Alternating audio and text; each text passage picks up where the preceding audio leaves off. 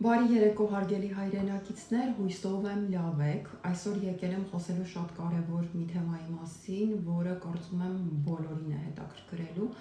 Չգիտես ինչու մարդիկ մտածում են, որ ես շատ չար, վտանգավոր, չգիտեմ ինչ տեսակ մարդ եմ, բայց չէ։ Ես նաև գիտեմ ներողություն խնդրել, ես նաև գիտեմ շնորհակալություն հայտնել, ես նաև գիտեմ խոստովանել այն, ինչը որ իրականում գոյություն ունի։ Նախ ցանկանում եմ անդրադարձ կատարել եւ խոսել այն եպիսկոպոսների մասին, ովքեր այսօր կանգնել են ժողովրդի կողքին։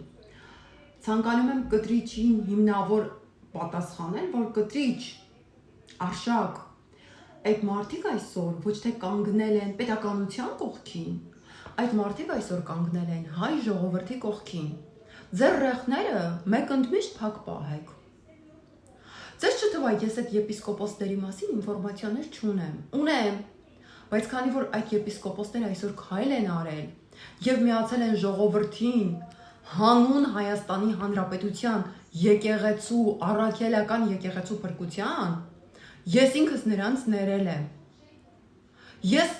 հասկացել եմ, որ նրանք իրենց հոգու խորքում հասկացել են մի բարձ ճշմարտություն, որ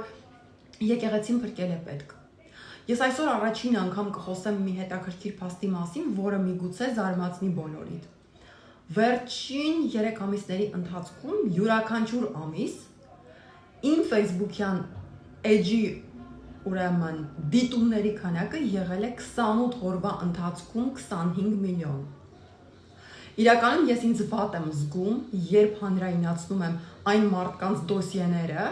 ովքեր ծառայում են հայ առաքելական եկեղեցուն։ Ինձ կարդում է ամբողջ աշխարհը։ Ես չեմ ուզում վերջնականապես ոչնչացնել եկեղեցին, չեմ ուզում վերջնականապես ցույց տալ, որ այնտեղ դեռ մարդիկ չկան։ Ուստի կոչ եմ անում բոլոր քահանաներին, եպիսկոպոսներին, ովքեր որ դեռ չեն միացել ժողովրդին ցիտում եմ, ժողովրդին, դուք միանում եք ժողովրդին։ Սա ժողովրդի պահանջն է, որ կտրիչը եւ պղծազան արշակը պետք է ժամշուտ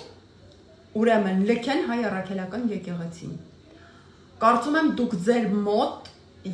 մեջ եւս կգտնեք ուրեմն ազնվություն, կմիանաք ժողովրդին եւ մեզ հետ միասին պայքար կմղեք այս սրիկաների դեմ, ովքեր պղծել են, ավիրել են, կեղեքել են եւ թալանել են հայ առաքելական եկեղեցին։ Եկեղեցին վերածել են գողական ուրեմն քերոկների նստելավայրի, բոսերով շրջապատված եւ այսօր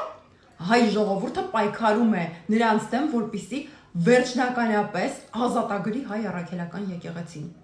Հարգելի եպիսկոպոսներ եւ քահանաներ, ովքեր դեռ չեն միացել ժողովրդին, կոչով դիմում եմ ձեզ, ժամշուտ միանում եք ժողովրդին։ Ես հասկանում եմ, որ դուք վախենում եք, ես հասկանում եմ, որ դուք մտածում եք, որ ձեր դեմ կոմպրոմատներ կսկսեն հրապարակել ուրեմն կտրիչ Ներսիսյանը, Արշակ Պղծազյանը եւ այլն, չէ։ Աստվածաշնչում 365 անգամ գրված է մի վախեցիր։ Եթե ինչ-որ մեղք եք գործել եւ այսօր վախենում եք այդ մեղքի համար, մեզնից յուրաքանչյուրն էլ մեղք գործում է, հա, բայց օրինակ ես ազնիվ խոստովանում եմ, որ կներեք ժամանակին ես սենց ինչ-որ բան արել եմ, էլի, հա, ժողովուրդ ջան, եղել է, բայց հիմա ներողություն եմ խնդրում, ես ձեր կողքին եմ, հասկանում եք, դուք արդեն կստանաք ժողովրդի գոնե ներողամտությունը, կստանաք ժողովրդի հոգատարությունը եւ ես ինքս խոստանում եմ ձեզ պաշտպանել։ Հիմա նայեք, ես բացատրեցի, որ ես ունեմ 28 օրվա ընթացքում 25 միլիոն դիտում։ Սա նշանակում է, որ ես օրը մոտավոր ունեմ 1 միլիոն դիտում, հա։ Ինձ հաճելի չի, որ աշխարհն է տեսնում, ինչպես է խայտարակվում Հայաստանի առաքելական եկեղեցու եկեղեցականը։ Ինձ հաճելի չի, հավատացեք։ Ես երազում եմ, որ առավոտյան արթնանամ, մի հատ սիրուն գրագետ տեքստ գրեմ, երազում եմ դրա մասին, բայց ես այնքան մեծ ուրեմն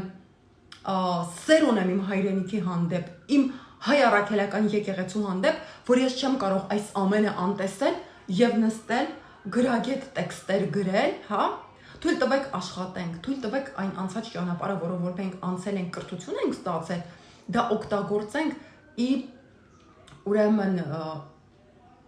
ի լրացում այն լրագրողների, ովքեր այսօր եւս փչացնում են հայկական լրատվական համակարգը։ Առանց վախի սինդրոմի հաղթահարեք ձեր վախերը։ Ինձ հետ կապի դուրս եկեք, ես կօգնեմ ձեզ։ Գաղտնիությունը երաշխավորում եմ, ես պատրաստ եմ ձեզ օգնել։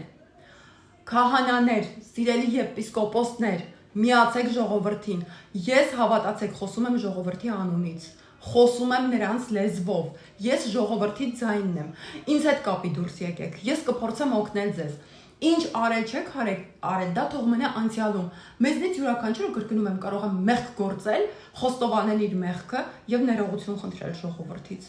ոչ մեկս բան չենք, իդեալական չենք, բայց այսօր դուք պարտավոր եք կանգնեք ժողովրդի կողքին, եթե չեք ցանկանում, որ ես մեկ անգամ ևս անդրադառնամ ինչ-որ մեկին, սա կոչ է, սա ժողովրդի ձայնն է, այս ժամի համար դեռևս այսքան է։